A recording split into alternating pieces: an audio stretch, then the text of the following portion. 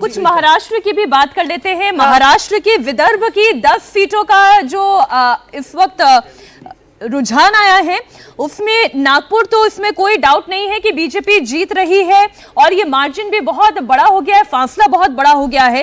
रामटेक की बात करें, यहां पर कांग्रेस पार्टी लीड करती हुई दिखाई दे रही है। भंडारा गोंदिया की बात करें, बीजेपी लीड करती दिखाई दे रही है। गढ़चिरौली में कांग्रेस पार्टी, चंद्रपुर में कांग्रेस पार्टी, बुल्ढाना में शिवसेना का शिंदे गुट वो यहां से लीड कर रहे हैं। अकोला से कांग्रेस पार्टी, अमरावती से भी कांग्रेस पार्टी लीड कर रही है और वर्धा यवतमाल से भी ये शिवसेना, वर्धा से एनसीपी का शरद पवार गुट और यवतमाल से शिवसेना उबाटा गुट जो है वो लीड करता हुआ दिखाई दे रहा है। ये विदर्भ की 10 सीटों का रुझान है जो अभी मैंने। चलिए इस बीच एक और अपडेट दे दूं आपको कि मेरठ से अरुण गोविल जो है वो 6020 वोटों से पीछे हो गए और ये लगातार कहा जा रहा था कि समाजवादी पार्टी और बीएसपी जो कैंडिडेट दिए हैं, जो इक्वेशन बनेंगी तो वो वहां पर मुश्किल हो सकती है, क्योंकि अरुण गोविल को बीजेपी का खुद का संगठन भी एक्सेप्टेबल नहीं कर पा रहा था। और इस बीच यूपी की चंदौली, मिर्जापुर, फैजाबाद, सुल्तानपुर, उन्नाव, धारहरा, अलीगढ़, संभल, मेरठ, ये ऐसी सीटें हैं 10 जिसमें जीत हार का मार्जिन जो है वो 700 से लेकर मतलब 7000 तक के बीच में जा रहा है। सर, मुझे लग रहा होगा मायावती को अफसोस हो रहा होगा गठबंधन में न आने का, समाजवादी पार्टी और कांग्रेस साथ गठबंधन में न आने का। मायावती शायद अफसोस कर रही होगी कि गठबंधन में आ जाते तो शायद 2-5 सीटें उसी भी इस बार मिल जाती चुनाव में।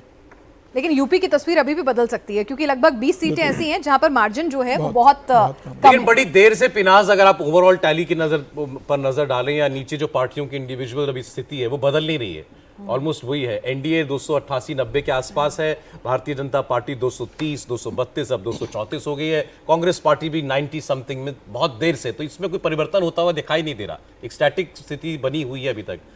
ये आप ठीक कह रहे हैं सौरभ। बाय एंड लार्ज जो अब तक का अनुभव रहा है पिछले चुनावों का, जो भी जब भी इस तरह के नतीजे आते हैं तो एक बाय एंड लार्ज इस टाइम तक जो परिस्थिति बनती है वही फिर आगे चलती है। उसमें 5-10 सीटों का आगे पीछे हो सकता है।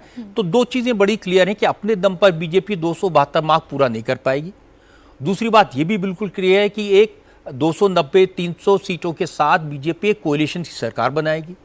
ये भी तय है कि नरेंद्र मोदी तीसरी बार प्रधानमंत्री बनेंगे। ये भी तय है कि नरेंद्र मोदी बदलेंगे नहीं जैसा ये लोग सोचते हैं, और ना कोई मोदी को बदलेगा, ना कोई बदल सकता है।